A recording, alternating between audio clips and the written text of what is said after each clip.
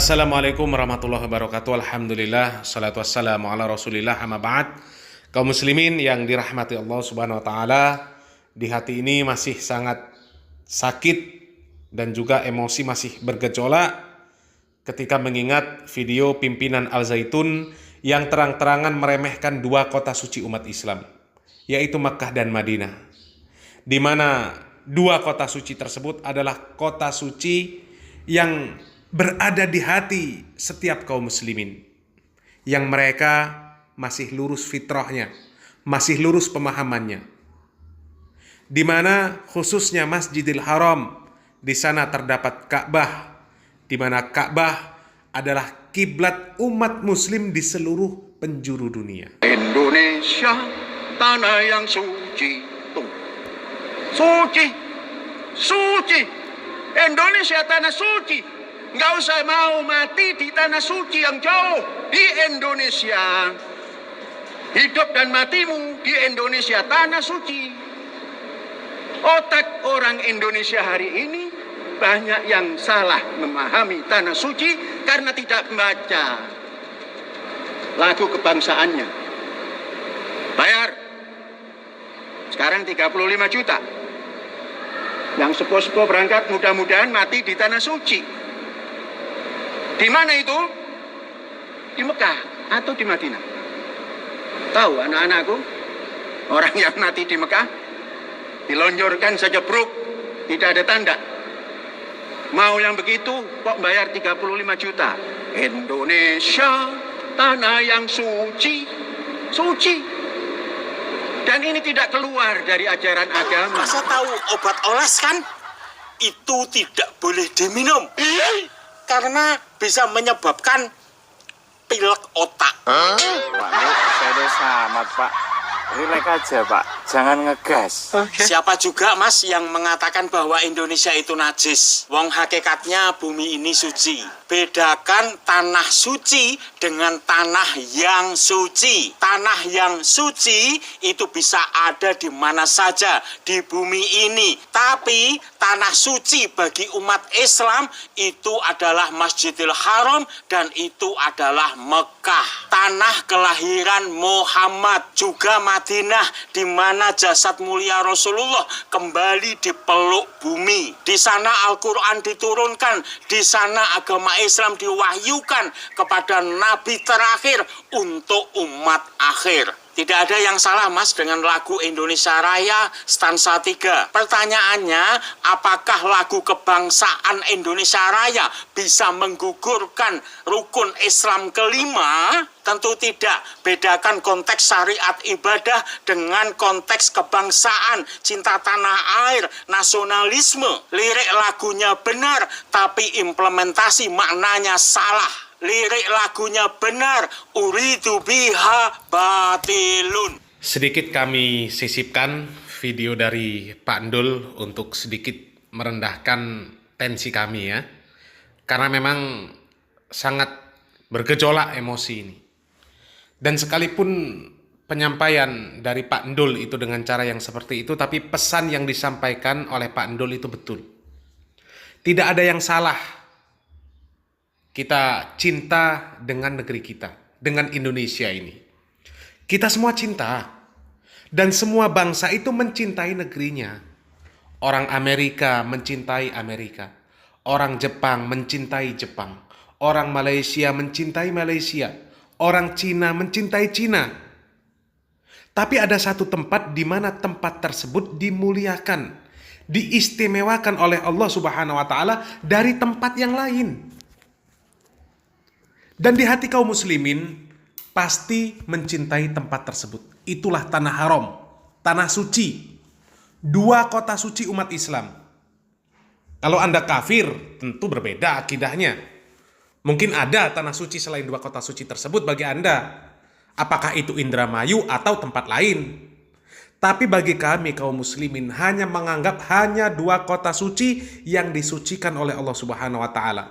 Mekah dan Madinah. Disucikan dari segala bentuk kemaksiatan dan kezoliman. Tempat yang penuh keberkahan. Di sana tempat pertama kali Al-Quran diturunkan. Yang tanpa Al-Quran tidak berguna hidup Anda. Tidak berbeda hidup Anda dengan Qarun, Haman, Namrud, Abu Lahab. Na'udzubillah min dalik. Di tanah suci tersebut ada masjid yang pertama kali ada di muka bumi.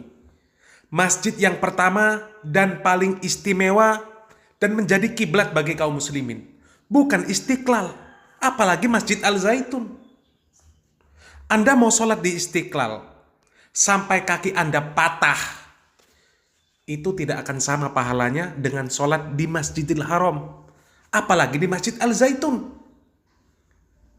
Meskipun dibangun masjid yang bentuknya sama, ukurannya sama, semuanya sama, kalau kemudian keutamaannya disebutkan sama dengan sholat di Masjidil Haram, berarti Anda sudah gila. Anda sudah gila. Di Masjidil Haram, pahalanya 100.000 kali lipat. Di Masjid Nabawi, 1.000 kali lipat dibandingkan dengan masjid yang lain. Di mana kaum muslimin di sana menyempurnakan keislaman mereka di sana. Bukan di Indonesia, apalagi Indramayu. Kalau Anda tidak mau ke Mekah, tidak mau ke Madinah, silahkan. Silahkan. Allah Subhanahu wa Ta'ala tidak butuh kepada kalian. Allah Subhanahu wa Ta'ala sudah mengatakan, walillahi 'alan nasi hajjul baiti man istata'a ilaihi sabila wa man kafar fa innallaha ghaniyun 'anil 'alamin. Mengerjakan haji itu adalah kewajiban bagi manusia, yaitu bagi orang-orang yang sanggup mengadakan perjalanan ke sana. Barang siapa yang ingkar atas kewajiban haji tersebut, maka sesungguhnya Allah itu maha kaya. Allah maha kaya. Allah tidak butuh dengan kekayaan. Dunia, semesta alam ini semuanya milik Allah.